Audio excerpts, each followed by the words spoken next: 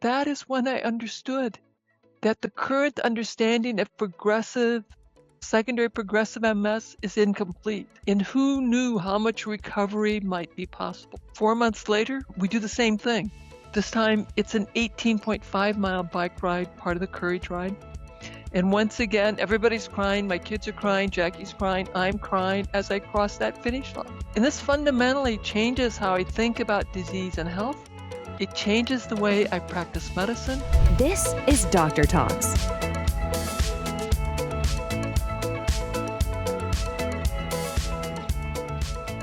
Welcome to this episode of the Environmental Toxicants, Autoimmunity, and Chronic Diseases Summit.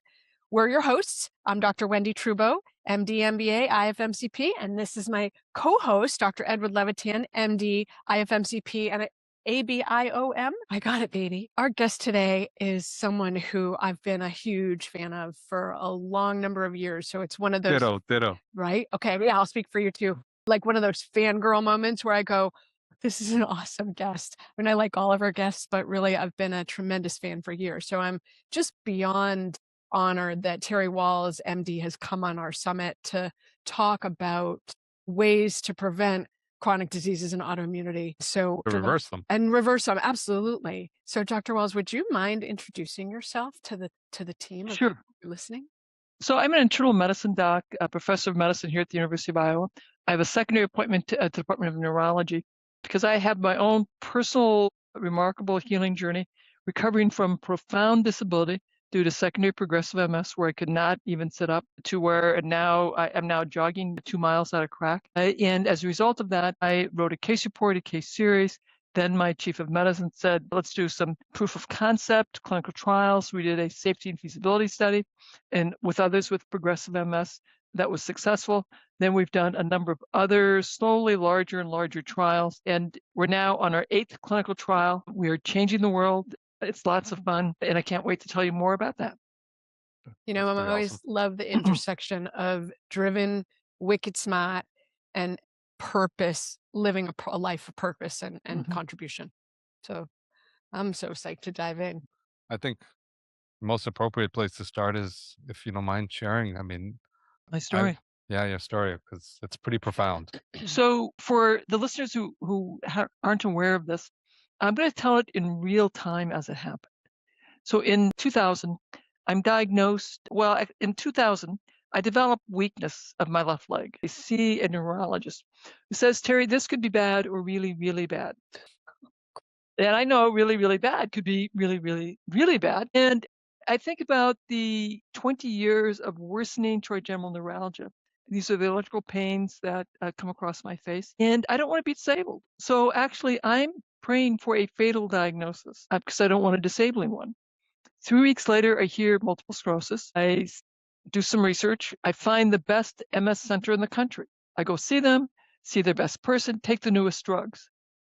3 years later, I hear tilt-recline wheelchair.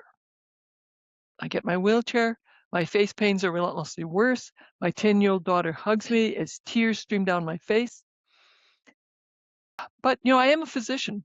And night after night, I go to PubMed and I start reading the basic science. I develop theories. I begin experimenting on myself. I decide mitochondria are the drivers of disability. And I create a supplement cocktail that I take that does slow my decline. And I'm very, very grateful. But I am still declining. By 2007, I cannot sit up. Let me repeat that. I cannot sit up. I have a zero gravity chair that lets me recline with my knees higher than my nose. I have one at work, one at home. My chief of staff tells me he's reassigned me to the traumatic brain injury clinic come January. He describes the job. It's clearly something I cannot do physically. Yeah. I'm quite distressed. The following week, I discover a study. I'm assigned to review a study that uses electrical stimulation of muscles in people with traumatic spinal cord injury. I read it. I think, well, that's really interesting. I do some searches. I read the 212 abstracts. I convince my physical therapist to let me have a test session. Hurts like hell. But when it's done, I feel great. He lets me add that to my physical therapy. And then I discovered the Institute for Functional Medicine. They have a course on neuroprotection. I take that. I have a longer list of supplements. And then I had this really big moment. And I'm actually quite embarrassed that it took me this long to have this aha moment. I'd already been following the paleo diet for 5 years after having been a vegetarian for 20 years. And finally I have this aha, like, what if I redesign my paleo diet based on the supplements I was taking from my review of the science, from functional medicine? And that's several more months of investigations to figure out where that stuff is in the food supply. And I start that new way of eating. And then January comes and I go off to the traumatic brain injury clinic. And, the first 2 weeks I'm just watching my partners, so I should be able to do that. The third week I start seeing patients. At the end of the first day, I'm like, well, I could do that. At the end of the week, I realize this wasn't too bad. And then at the end of the month, I realize my fatigue is less, my energy is better, and I think I can sit up again. And I sit at the table with my family to have supper in a regular chair. We have a 10-year-old. That's a pretty big deal. And at the end of February, I have the letter to mail. I'm in my office and I decide to try with my walking sticks, walking down the hall to mail my letter. And people are like, oh my God, Dr. Wahls, you're walking. And then I begin walking around the hospital and then around the block. And then on Mother's Day, as a matter of fact, I tell my family I want to try riding my bike. We have an emergency family meeting because my kids don't want me to ride my bike because I've made so much progress. They don't want me to fall and lose ground. Jackie, my wife, says to my big 16-year-old, 6'5" brother, son, like, you're going to jog alongside on the left. Zebby, who's 13, you jog alongside on the right. She'll follow. And I push off. The bike wobbles, but I catch my balance and I bike around the block. My big 16-year-old boy he's crying. My daughter's crying. Jackie's crying. I'm crying. And I still cry talking about that moment because that is when I understood that the current understanding of secondary progressive MS is incomplete. And who knew how much recovery might be possible? 4 months later, we do the same thing. This time, it's an 18.5-mile bike ride, part of the Courage Ride. And once again, everybody's crying. My kids are crying. Jackie's crying. I'm crying as I cross that finish line. And this fundamentally changes how I think about disease and health. It changes the way I practice medicine. And it changes, ultimately, the focus of the clinical research that I do. And of course, I can't tell that story without crying. And part of the reason it's so emotional is that when you have a progressive neurologic disorder, part of the coping strategy that most people go through is that you let go of the future. You just take each day as it unfolds. You know things are going to get worse over time. You take incredibly toxic drugs to try and slow down that decline. And so I was remarkably better, but I had let go of the future. It wasn't until I got on my bike that I was like, well, my future's pretty good. We just don't know how good it's going to be, but my future is good again. Did you create a new future from that point? Yes, absolutely, because then it's like, well, who knows how much better I might get? How close to normal health and vitality? How close could I get? And that radically changed the kinds of interactions that I was having with my patients in my traumatic brain injury clinic, which of course now, Wendy, I see that as God was whispering in Dr. Cowdery's ear when he said, send Dr. Wahls to the traumatic brain injury clinic, because that clinic those folks, they didn't have any future. There was like, we don't have any treatment for you guys. All we've got for you is, well, we'll give you psych drugs to keep you from becoming raging, violent individuals so you can hopefully keep your family and your job, and you'll recover maybe some function, but we don't know how much. Yeah. One thing that you're pointing out that for me is just striking is I think in this day and age, we really think we're living in the golden age of medicine, or a lot of us physicians think that. And I think we've lost our wonder and our inquisitiveness. And there's so much more out there. And most of the time, it's poo pooed by the majority of physicians out Yeah. there. And it's just, yeah, just the what's available and what nature can heal, what your own body can heal is it's just remarkable to see.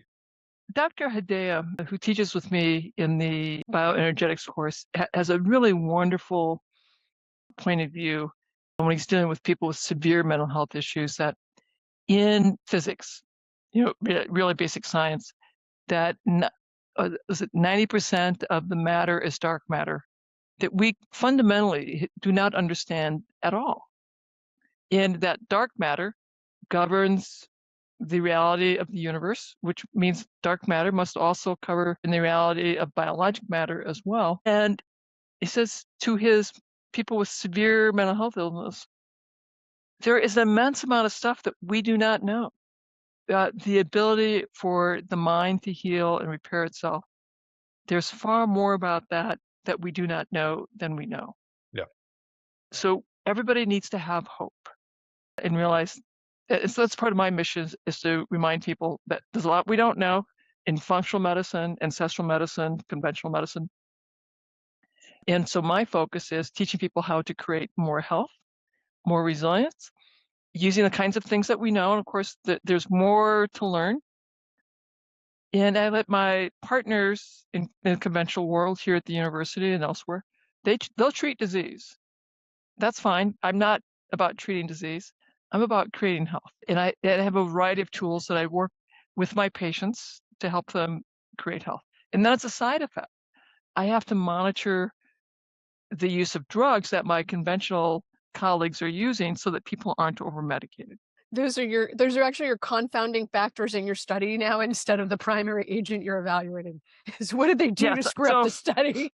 So in every study, what I've had to do, we have data safety monitoring boards, and the big side effect that every time is unintended weight loss, and people are overweight or obese. And so I'm always filling out these safety reports, how many people are losing weight, how rapid the weight loss is, and the more overweight you are, the more rapid the weight loss is. And so far, no one has become underweight. People lose weight rapidly, very rapidly initially, then it slows down, and they get back to the weight they were at in their early 20s. Mm-hmm. And that's where they live, because now they're at the appropriate weight for them. The body wants to be in balance. The body wants to be in balance. And if we focus on health and what do we know? Of course, we don't know everything, but we do know some things about what can improve health and vitality. Those were the things that when in my own healing journey, when I was like, okay, that's what I'm going to be focusing on, that's when the magic began. I think it's really critical to just highlight, you walked by us at a conference in Boston. And Yes. it took me a moment because one of the last times I saw you was about a year prior to that, and you weren't moving as fast. Mm-hmm. And this time you went strolling by us, lugging your bag. And I said to Ed, that's Terry Wahls? Because it was such a huge transformation in just that period of time. You have had, and I've seen you when you were using a cane to walk years ago. Yeah. And now you were pulling a bag at a rapid clip. Well, after speaking. No, she was going to speaking, but after a long plane ride with a stop in the middle. Multiple stops. Right. Yeah. So the transformation is marked, and it continues to improve. Yeah.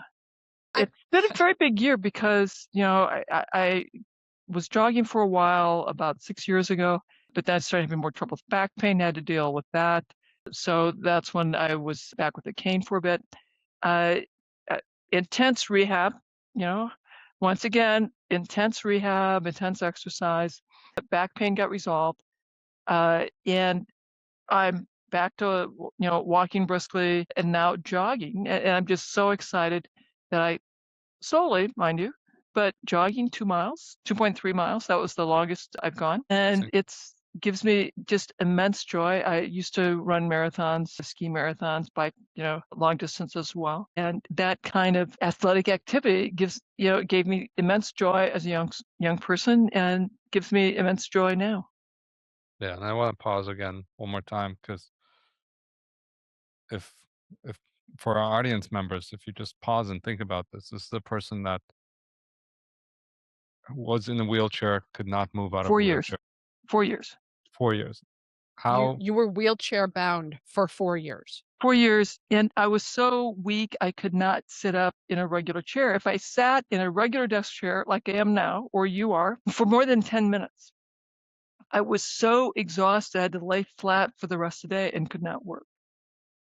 I could not go out to a movie. I could not go to a restaurant. If we drove to my family, to Jackie's parents for Christmas, we had a van that in the front seat, I would recline all the way back. They'd strap me in with elastic straps, and that's how I made the trip. When you decided to change the way you ate, what I got from this was that you were essentially trying to get from your food what you were taking in pill form and Mhm. see if that made a difference. How did people react to you, and what were the Well, things that you added and or subtracted? so I'm going to go through the sequence. I had been a low-fat vegetarian, so this would look like a tremendously healthy, heart-friendly diet, and I've been doing that healthy since medical school. explanation, right? Very, Well, very healthy diet. can we Yep. drill into that? Because like vegetarian, is it, was it like So, bread or? so it was legumes and a lot of rice, a lot of vegetables, whole wheat bread. Okay. I did have some eggs, and so that would look a lot like a Mediterranean diet, which a lot of people would say really, really healthy. Now, we also now know that gluten, I have severe reaction to gluten that'll turn on my trigeminal neuralgia, incapacitated by pain within 6 to 24 hours if I have even the tiniest amount of gluten or dairy. Next time you're in Boston, you should come to us Come to because our house because it's gluten free. there's like no trace for the last 20 years, 10 years, 15 years. We got diagnosed right after our second daughter was born, so you can track it to her age. She's 16 right now. Oh, you sure about that? I am. Yeah. Okay. Yeah. Okay. So yes, I would love to come to your house and try your food. That You'll would be be safe. that would be marvelous. So now, in retrospect, that was part of the problem. Now, however, I went on my neurologist's recommendation in 2002. I gave up being a vegetarian and went back to eating meat. My parents, who were farmers, they unfortunately had both died. And when I'd become a vegetarian as a teenager, they said, "Terry, you're going to wreck your health. You need meat." And so I was like, okay. So I became a vegetarian. No gluten, no grain, no gluten. I was still having dairy and cheese. I was still having eggs. And was that part of the problem? I had my supplements targeting mitochondria that I started in 2004, and I gradually added more and more. And I took my neuroprotection course, added more. I did a food sensitivity test, and then I also took out dairy entirely. So I would take out legumes, dairy, nightshades, but I'm still eating eggs.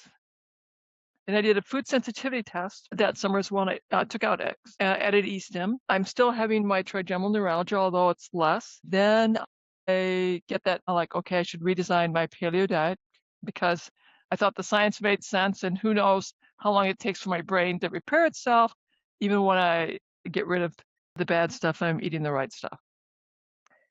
And then at the beginning of November, I'm like, I got to figure out where this is in the food supply, because then I probably get other things that are along for the ride with these nutrients. And that's why I have a long list of foodstuffs that I should have.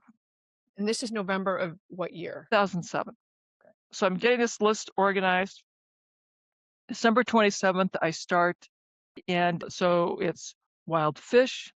It is more garlic, more onions, more mushrooms, and incredibly lots more greens. I mean, incredibly a lot more greens. Did you eat it raw? Did you steam it? Like, how did It you was get it mixed. in you?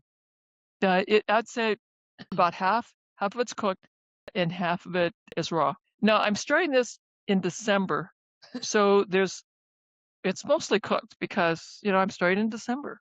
Yeah. Cold. Were you able to feed yourself when you started this Yeah, program?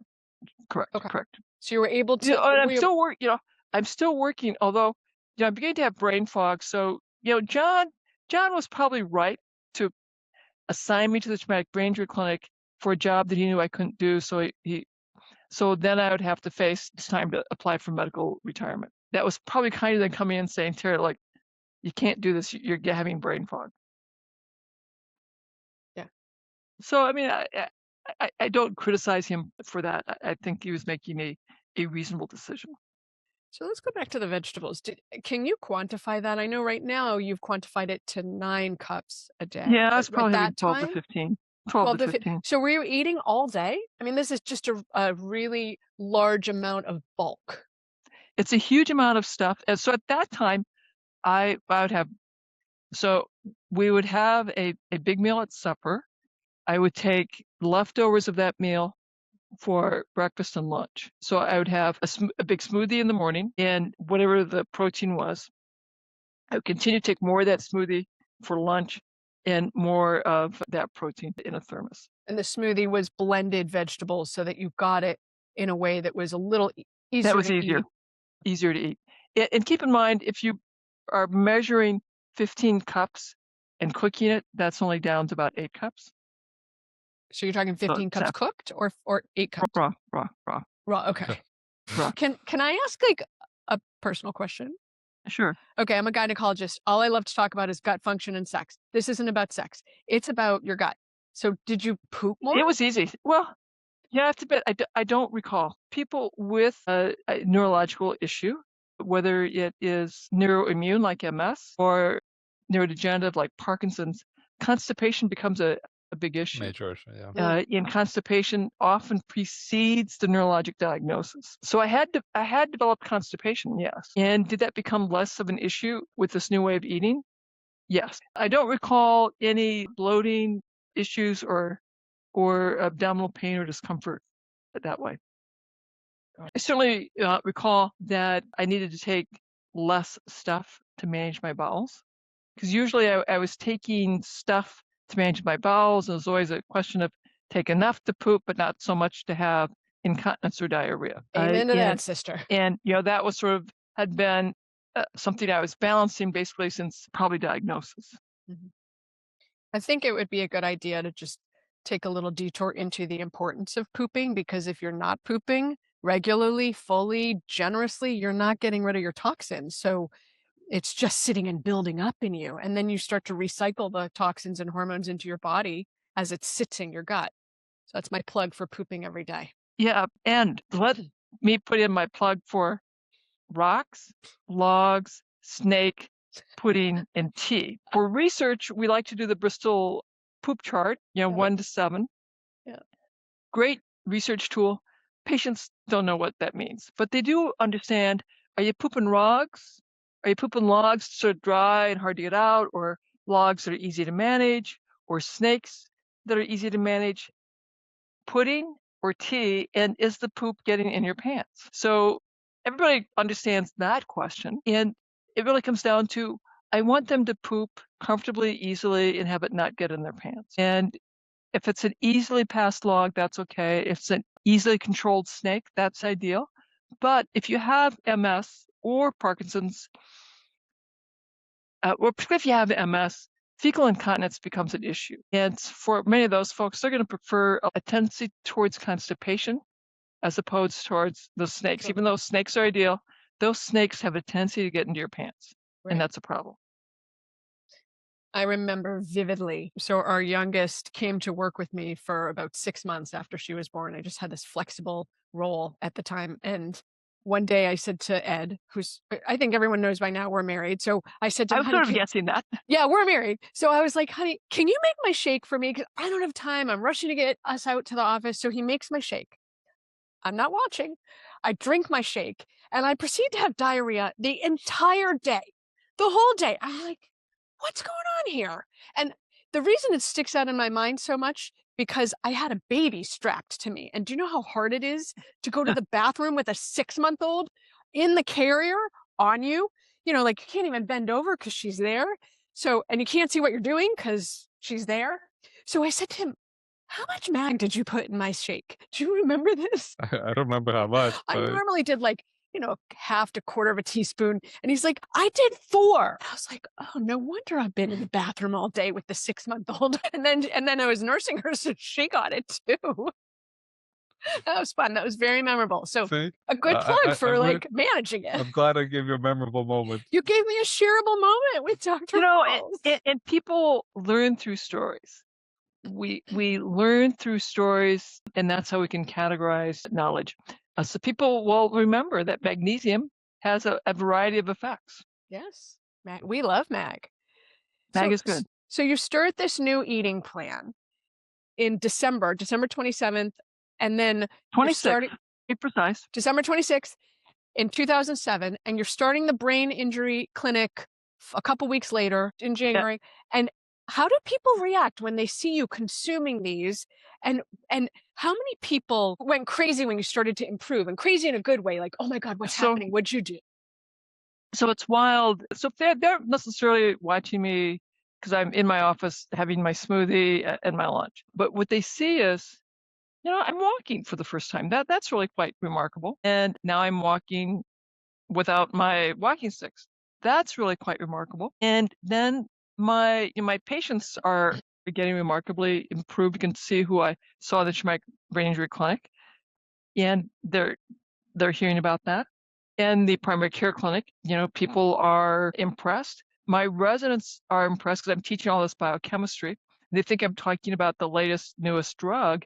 And what I'm talking about is broccoli and curcumin, meditation. And they're sort of puzzled. And I go staff, meet the veteran, and I get the veteran fired up for eating vegetables. And so now the residents are getting sort of fired up for wanting me. They can't wait for me to meet Cantankerous Jane or John because they want to see how I can convince them to radically change their diet in a 5-minute conversation. So how do you do that? Well, what happens, what I impress on the residents is you tell a story and you tell your own story about the health transformation. And then you have a metaphor that matches that person's point of view. So I had farming metaphors, I had mechanic metaphors, I had factory metaphors. So I needed to know their occupation, and then I'd have a story of transformation. And they'd understand that you can't put sugar in an engine and expect it to run well. I'm like, okay, you got to provide yourself the proper fuel. And it doesn't take long, particularly if you're speaking from your own personal experience. And so I was remarkably successful in the traumatic brain injury clinic in primary care. And not everyone, but getting 50% of your patients to radically change their diet and experience health is astounding. And sustain it, right? Is there some period of time that it's not like you do this for 3 weeks and then you're good. You do this for 3 weeks and then you do it for 3 weeks more. And then you do, like, you keep. Well, what I would invite them to do is you pick a time to start, and the first thing you want to do is add in the stuff that's good for you. And then we can talk about what you want to remove that is harmful to you. So the first thing is to ramp up the vegetables, and we have a big laugh. And I say, okay, the goal's 9 cups. And they're like, okay, is that per month or week? And I said, oh, no, that's per day.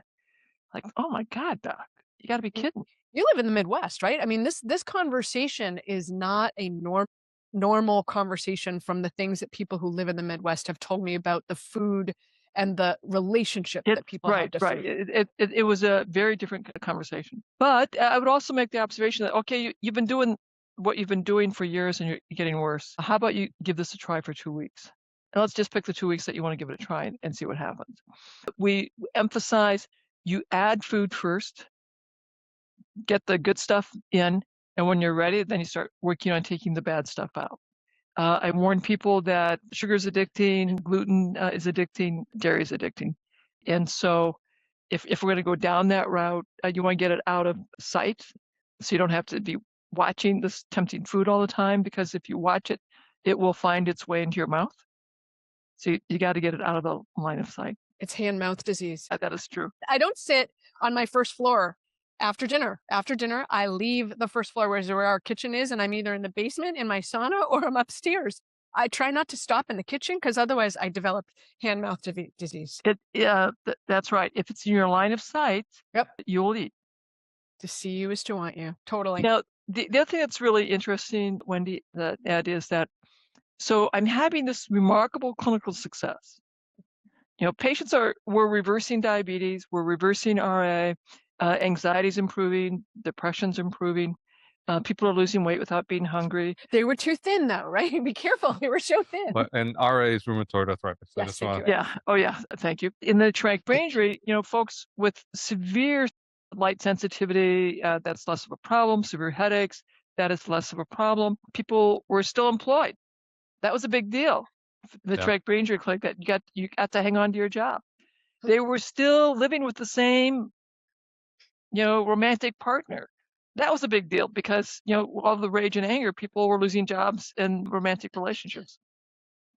So clinically, people are like, wow, so I'm having this great success. And I have started doing some talks in the community at the local churches, temples, synagogues, mosques about my healing journey. And the MS society chapter wanted me to speak. I said, oh yeah, sure. So then I get interviewed by the clinical advisory committee. For whom?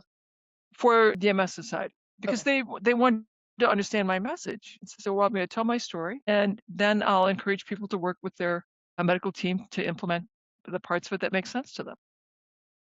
How'd that go over? Well, they were like horrified. They said, well, how would you feel if a neurologist came to tell you what to do for rheumatoid arthritis? And I said, well, if you are convincing them to eat more vegetables, I would say hallelujah. And they said, no, my message was way too dangerous. That's fun. And I said, well, and so I was banned as a speaker. They told me that they were going to ban me. I said, well, you need to do what you think is morally correct. I'm going to do what I think is morally correct.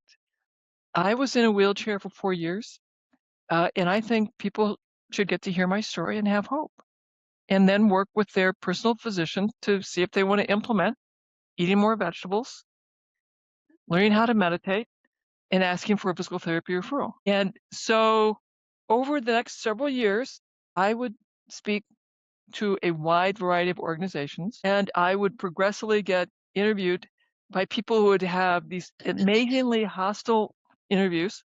And no one would always know that it was going to be a hostile interview.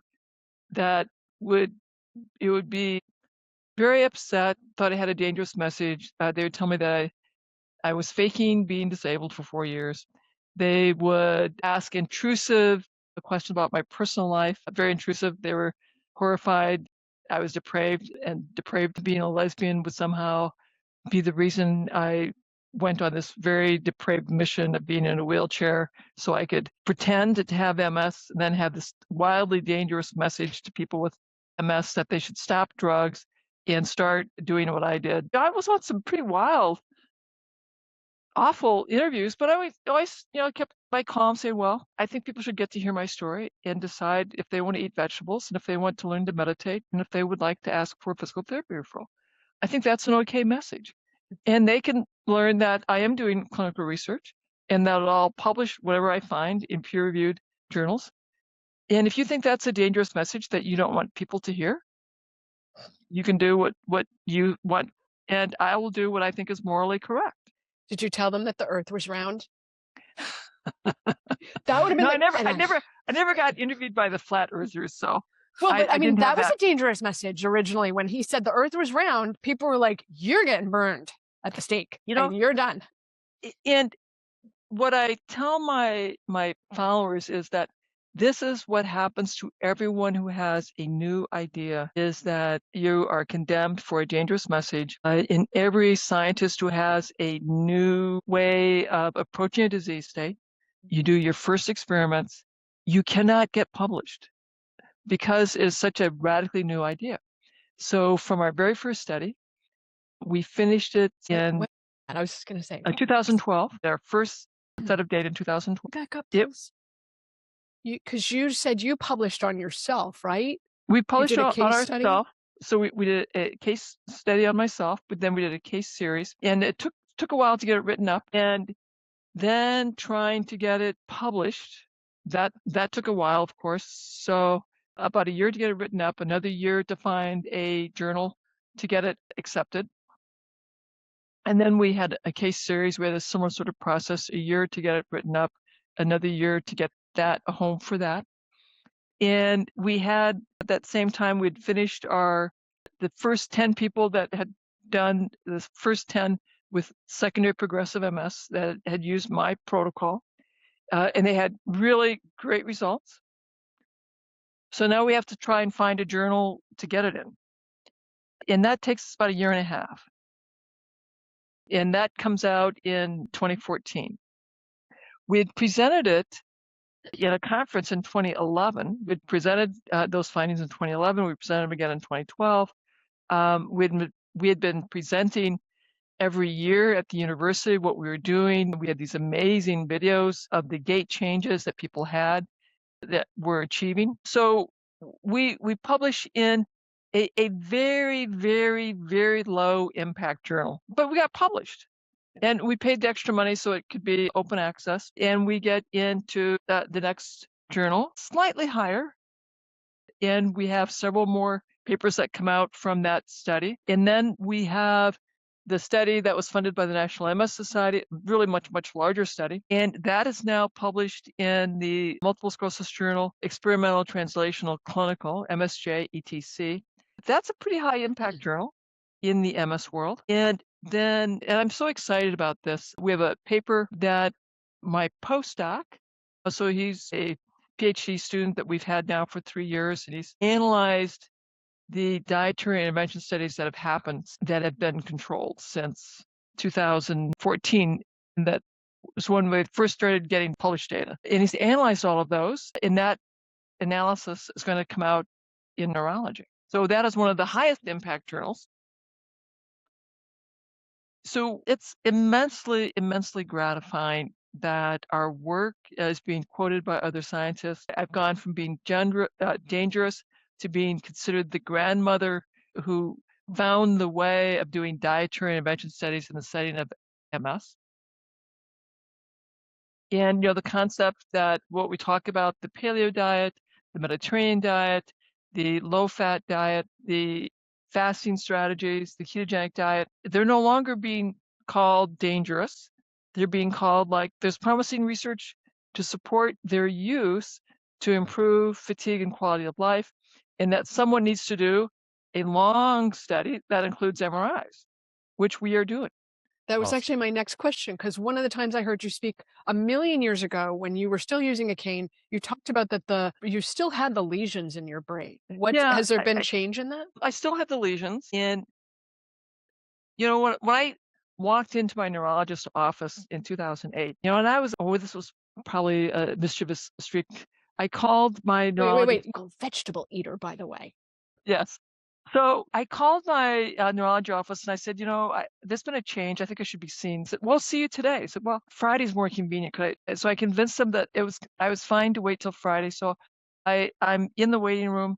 Cindy's standing there looking around, and I realize, oh, she doesn't recognize me because I'm not in my wheelchair. So I stand up and I go, hey, Cindy, over here, Dr. Wahls. And I get up and I walk over. No cane, nothing. And so I see my Dr. Shivapur. He's so thrilled. He's can't wait to get the MRI. And we go get the MRI. We go down to look at it together. He goes, everything's still there. Of course they're there. You've had these lesions that they haven't really changed in 7 years. Of course they're going to be still there. But clearly you have rewired around them. And so I tell that to my patient that clinical function always trumps Yeah. what you see in the MRI. Neuroplasticity is like just pretty amazing. That, yeah. So if you have recent lesions, you can probably turn those off. If you have new enhancing lesions, you can turn those off. I've not had enhancing lesions for since 2003, actually 2002. I've not had any enhancing lesions. And now, interestingly enough, my most recent MRI, my neurologist said, you're healing the lesions in your spinal cord, and those are the hardest place to heal because they're deep, and yours are really, really old. So I just think that's interesting that Wow. that is beginning to occur as well.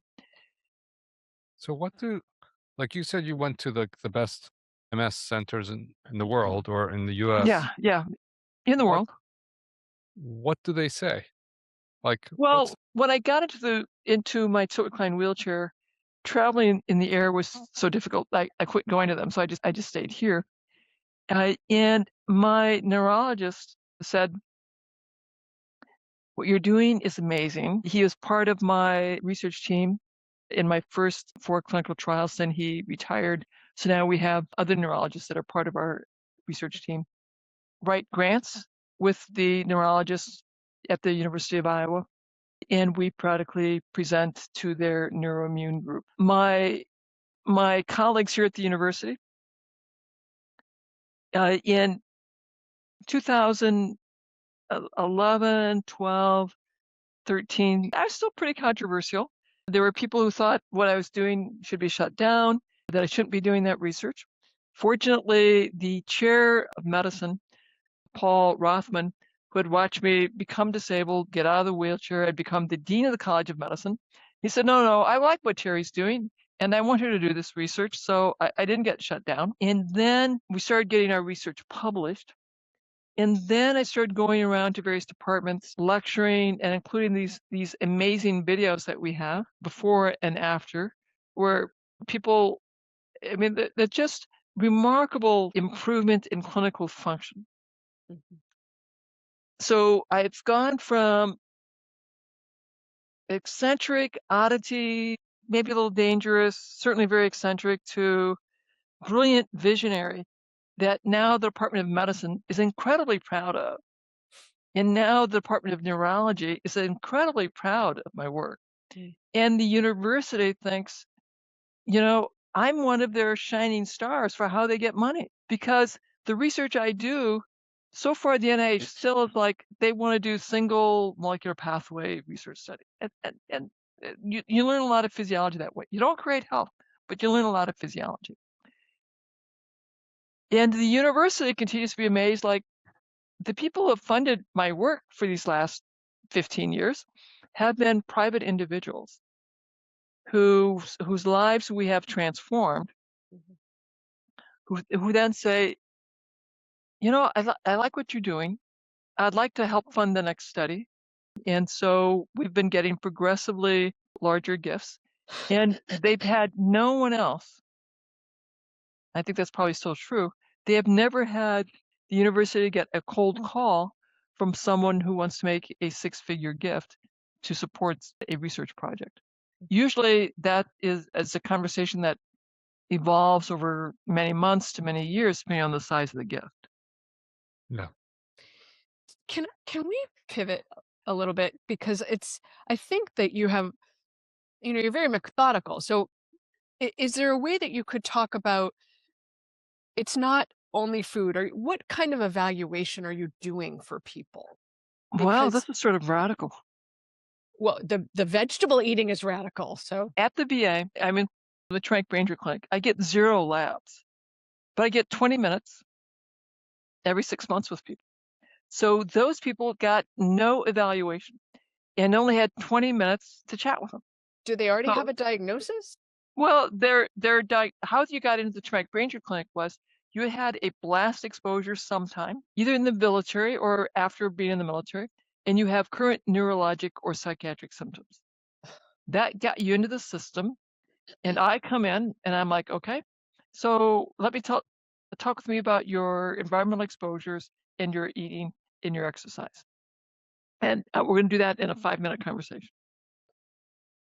And then they sort of reflect back and like, okay, so if you want to be doing things that are under your control, we can either work on diet, we can work on stress management, or we can work on exercise. And if you're really energetic, we can do all three at once. But given your story, I think most likely you've got, and most often it was toxin exposures due to burn pits for the people I was seeing. So, okay, so you probably have a large burden of toxins that we should deal with. And you may have unrecognized gluten and dairy sensitivity.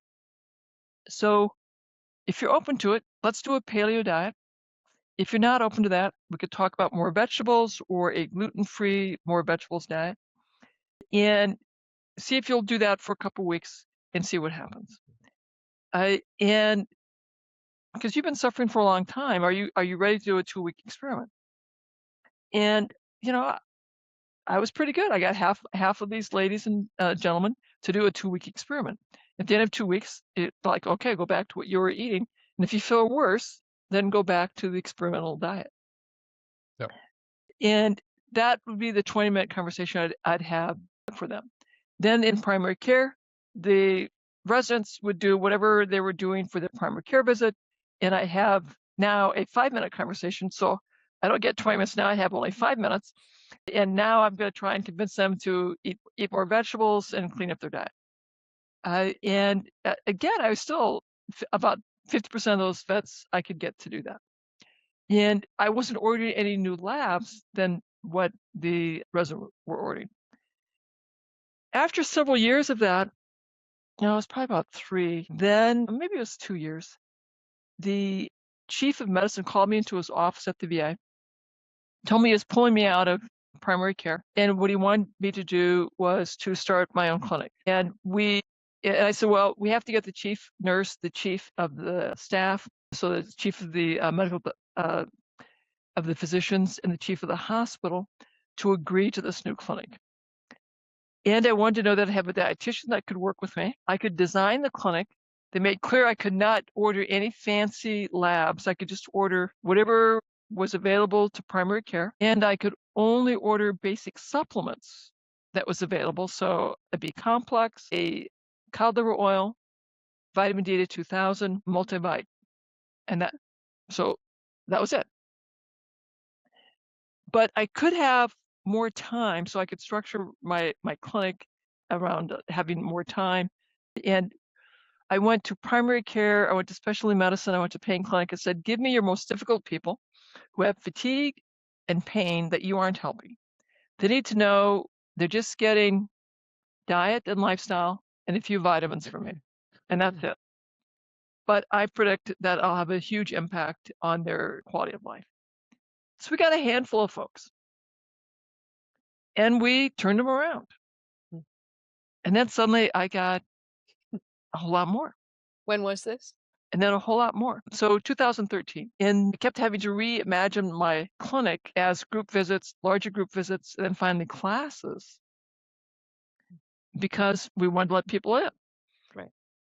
And I had invited the staff, nursing staff, and the medical staff to come observe what we were doing so they'd feel comfortable sending people to us.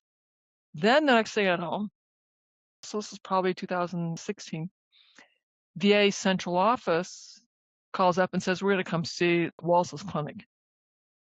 And I think, oh boy, am I going to be in trouble now? And what happened then, they were very impressed with our success, what we were doing. They incorporated a lot of the concepts we were using in the whole health clinic, and that's been expanded to across many more of the VA clinics across the nation. It's amazing. So the testing that I do, vitamin D, B folate, homocysteine, lipids, insulin, CBC, AST, creatinine. No A1C. A1C, yeah. And that's it. Yeah, there's no toxin testing. Everyone's toxic. You've been through the VA, you live in Iowa, you live in rural Iowa, you're probably toxic. That's what I actually want to ask is Is there any specific protocols they use for toxicity, or is it just vegetables and just So if you read my book, The Wahls Protocol, this is really a great detox protocol. I assumed that toxins were a big part of my journey, and I talk about this in my book. So I'm 2 years into my recovery. I've been walking, biking. I feel great. I'm 2 years into my recovery, and I think, I wonder how toxic I am. Or how toxic I was. So I do a doctor's data challenge urine test, 24-hour urine collection, and I'm very toxic. I am diffusely toxic across everything. Everything. I think there's only one thing that I was not wildly toxic in, and I can't remember what that was. And I had like 100 times the upper limit for gadolinium. Of course, that's not surprising, all of those MRIs. right? Yeah. You're not a And halfway kind of gal, though, right? Like you're going yeah, all in. I'm pretty intense. So I continued my detox process. And keep in mind, I designed the Wahls protocol as a detox process. I continue that. And so 2 years later, I'm now 4 years into my recovery, and I repeat a challenge test using doctor's data, and I'm completely clear. And so there was no IV chelation.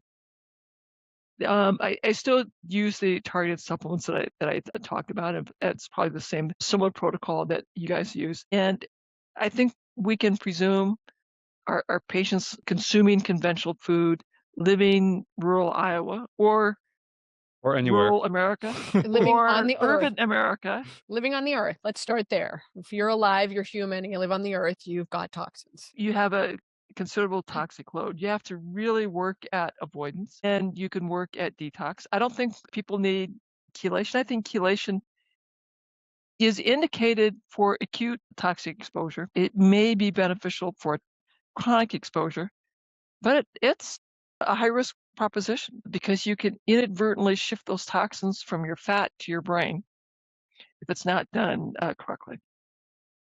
Yeah. So my advice to my patients is take your time, do it orally, and use the protocols that we described.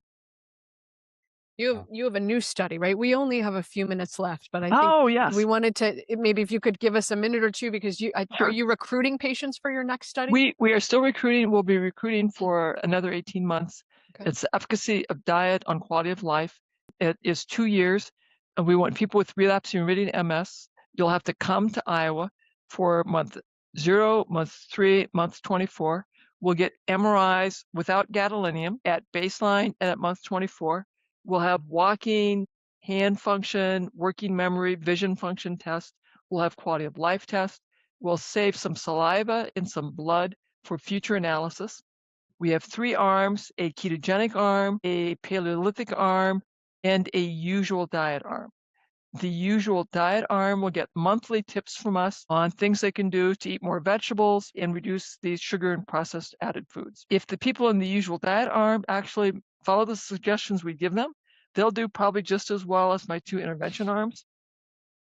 It is critical that you have a control arm for all randomized controlled trials. If we're going to change the standard of care, we must have a control arm. The control arm is vital, and we're giving them the tools to do just as well.